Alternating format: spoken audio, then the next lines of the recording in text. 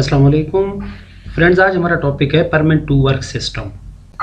आज हम बताएंगे आपको कि परमिट टू वर्क सिस्टम क्या है और इसकी ऑथराइजेशन क्या है। इसके बाद रिस्पॉन्सिबिलिटीज़ एंड रोल बताएंगे आपको परमिट इशूअर के, परमिट रिसीवर के, और साथ में टाइप्स ऑफ परमिट, 9 टाइप के जो परमिट्स हैं वो बताएंगे। और ये जो हज़ार्डस इंडस्ट्रीज़ हैं वहाँ permit to work system implement होता है, जिसमें ऑयल एंड गैस है, केमिकल इंडस्ट्रीज़ हैं। और इसमें अब चलते हैं आगे अपने टॉपिक की तरफ। सबसे पहले आपको बताएंगे कि what is permit to work system. Permit to work system is a formal written document to control the work और जॉब इन सेफ मैनर्स। यानी परमिट टू वर्क सिस्टम वो रिटन डॉक्यूमेंट है जो किसी जॉब या एक्टिविटी को safe और efficient manners में किया जाता है। या इसकी दूसरी डेफिनेशन यूँ भी है कि permit to work refer to management system used to ensure that the work is done safely and efficiently. These are used in hazardous industries and involve procedure to request, review, authorize, document and most importantly deconflict tasks to be carried out by frontline workers। यानी frontline workers ने जो job perform करना है उस job की request, उसको review करना, उसको ऑथराइज करना और डॉक्यूमेंट करना, जिसमें कोई कन्फ्लिक्ट ना हो, कोई सेफ्टी इशू ना हो, तो परमिट इशू करके वो जॉब एग्जीक्यूट की जाती है। नॉर्मली हज़ार्डस इंडस्ट्रीज़ में परमिट टू वर्क सिस्टम का प्रोसीजर डेवलप किया जाता है। उसमें रोल एंड रिस्पॉन्सिबिलिटीज़ डिफ़ाइन होती हैं, स्कोप ऑफ डॉक्यूमेंट डिफ़ाइन होता है, उसके बाद टाइप्स ऑफ परमिट्स, उसके बाद तमाम वो डिटेल्स जो परमिट टू वर्क सिस्टम का हिस्सा है वो उस प्रोसीजर का हिस्सा बनती हैं, जिसको कंप्लायंस करना तमाम वर्कर्स के लिए ज़रूरी होता है। अब चलेंगे कि परमिट अथोराइजेशन क्या है। What is permit authorisation? Authorised work permit issuer and receiver is based on their qualification and experience. यानी उनके एक्सपीरियंस और क्वालिफिकेशन के बेसिस पे परमिट इशूअर की अथोराइजेशन लिस्ट भी बनती है और परमिट रिसीवर की भी, जो भी इंडस्ट्री हो। Authorise list to be maintain, updated and available. ये टाइम टू टाइम अपडेट किया जाता है। अगर कोई नया एम्प्लॉय आ जाता है या कोई रिज़ाइन कर जाता है तो उस हिसाब से उसको अपडेट किया जाता है और उसको अथोराइजेशन दी जाती है जो क्वालिफाइड हो, स्किल्ड हो और अवेयरनेस रखता हो प्रोसेस का। उसके बाद उसको परमिट की अथॉरिटी दी जाती है रिसीविंग की या इशू करने की। What are the role and responsibilities of permit issuer? Ensure that the scope of work is clearly defined. ये उसका पहला रिस्पॉन्सिबिलिटी है इशूअर का कि स्कोप ऑफ वर्क डिफाइन है कि वो क्या करना चाह रहा है। दूसरे नंबर पर है डिटरमाइन टाइप ऑफ परमिट, कि उसको किस टाइप का परमिट चाहिए, हॉट परमिट चाहिए, कोल्ड वर्क परमिट चाहिए, इलेक्ट्रिकल परमिट चाहिए, कौन सी टाइप चाहिए वो डिटरमाइन होनी चाहिए। Ensure fulfilment of mandatory risk assessment requirement, कि रिस्क असेसमेंट की गई है उस जॉब की, उस एक्टिविटी की, ये भी परमिट इशूअर इंश्योर करवाता है।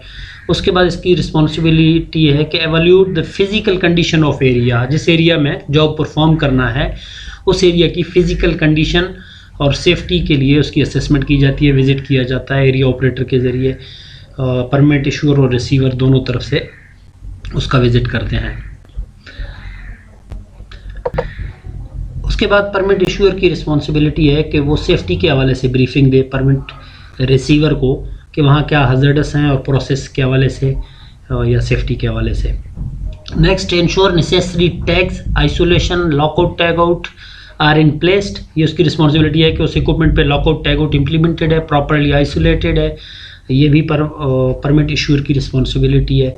Properly hand over permits detail to upcoming issuer और शिफ्ट, कि अगर शिफ्ट चेंज हो जाती है या परमिट इशूअर रिप्लेस हो जाता है, जो दूसरी टीम आ जाती है शिफ्ट की, तो उन्होंने प्रॉपरली वर्क परमिट्स की डिटेल हैंड ओवर की है अपने रिलीवर को। ये रिस्पॉन्सिबिलिटीज़ हैं या रोल है परमिट इशूअर का। उसके बाद परमिट रिसीवर की क्या रिस्पॉन्सिबिलिटीज़ हैं? पहला रिस्पॉन्सिबिलिटी ये है कि permit receiver must be skilled and authorised for the job. जिस जॉब के लिए जा रहे हैं वो उसके लिए अथोराइज्ड है और स्किल्ड है।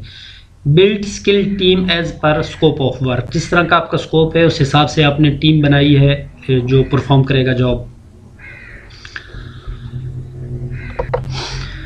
इसके बाद communicate involve hazards and safety measures with team, जिसमें आपने hazards identification and risk assessment है या जॉब सेफ्टी एनालिसिस है, उस जॉब के हवाले से जो आपने सेफ्टी के लिए एनालिसिस किए हैं वो कम्युनिकेट कर लें अपनी टीम के साथ जो काम करेंगे।